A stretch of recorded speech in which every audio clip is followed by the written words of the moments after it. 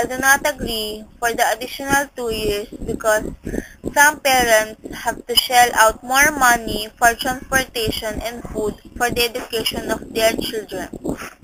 The government doesn't have the money to pay for 2 more years for pre-education since it does not even have the money to fully support today's trainees. DepEd must first solve the lack of classrooms, furniture and equipment, qualified teachers, and error-free textbooks.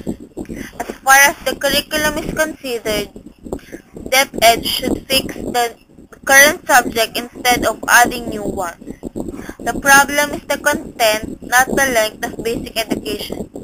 As an editorial put it, we need to have better education, not more education. A high school diploma will not get anybody anywhere because business firms will not hire fresh high school graduates. Every family dreams of having a child graduate from college. While students are stuck in grade 11 and 12, the colleges and universities will have no freshmen for 2 years.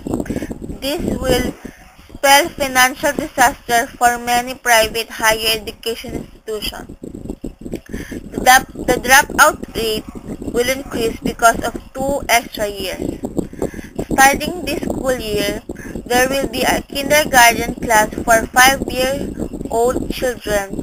The graduating class for the elementary for school year 2011 to 2012 will not go to high school. Instead, for school year 2012 to 2013, they will go to junior high school. After 4 years, a junior high school will go to senior high school. Senior high will commence for school year 2016 to 2017, which is about the time when a new president will take over. That's all. Thank you.